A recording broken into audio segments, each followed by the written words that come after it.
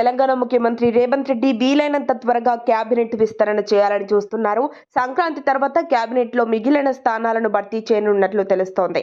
ఇప్పటికే కేబినెట్ లోకి తీసుకునే నేతలపై కసరత్తు పూర్తయినట్టు సమాచారం. ఇక ఇతర పదవులు భర్తీ చేస్తారని తెలుస్తోంది. లోక్సభ ఎన్నికలకు ముందే పదవులు భర్తీ చేయడం ద్వారా నేతలు సమర్థంగా పనిచేస్తారని సీఎం ఆలోచన. తెలంగాణ అసెంబ్లీ ఎన్నికల ఫలితాల జోష్ను కొనసాగించి లోక్సభ ఎన్నికల్లో 12కి పైగా సీట్లు గెలవాలని కాంగ్రెస్ లక్ష్యంగా పెట్టుకుంది. ఇది రేవంత్ కు సవాల్గా మారింది. ఈ నేపథ్యంలో కేబినెట్ విస్తరణకు రేవంత్ సిద్ధమయ్యారు. తన కేబినెట్ లోకి కోదండరాంను తీసుకోవాలని రేవంత్ భావిస్తున్నట్లు తెలుస్తోంది. ఇప్పటికే కోదండరాంకి ఎమ్మెల్సీ ఇవ్వాల్సిన అవసరం ఉందని రేవంత్ చెప్పారు. ఎమ్మెల్సీ ఇచ్చి కేబినెట్ లోకి తీసుకోవచ్చు. అలాగే పాలనలో పార్టీలో కీలక నిర్ణయాలు తీసుకునే దిశగా రేవంత్ రెడ్డి అడుగులు వేస్తున్నారు. పార్టీలో ముఖ్య నిర్ణయాలను హైకమాండ్ అనుమతితోనే అమలు చేయబోతున్నారు. ఈ క్రమంలోనే మంత్రివర్గ విస్తరణ దిశగా అడుగులు వేస్తున్నట్లు తెలుస్తోంది. తెలంగాణ మంత్రివర్గంలో మరో 6గురికి అవకాశం ఉంది. వారి కోసమే కొన్ని కీలక శాఖలను పెండింగ్ లో పెట్టారు.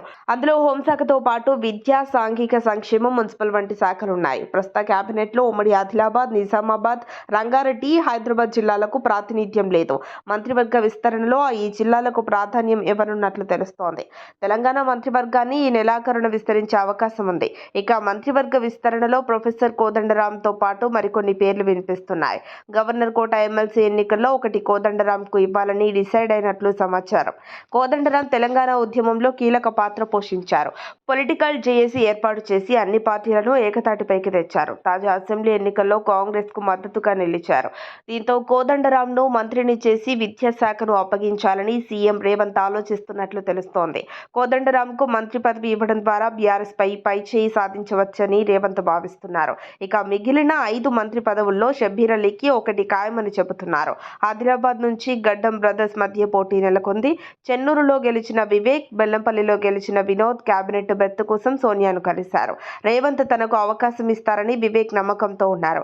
ఇక నిజామాబాద్ నుంచి బోధన్ ఎమ్మెల్యే సుదర్శన్ రెడ్డి, ఎల్లారెడ్డి, ఎమ్మెల్యే మదన్ మోహన్ రావు కూడా కేబినెట్ ఛాన్స్ కోసం ప్రయత్నాల్లో ఉన్నారు.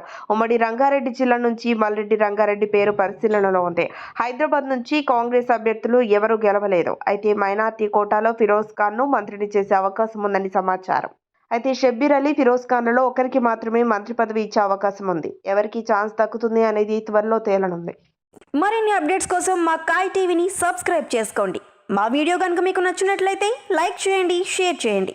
మీ విలువైన అభిప్రాయాలను కామెంట్ బాక్స్లో తెలియజేయండి.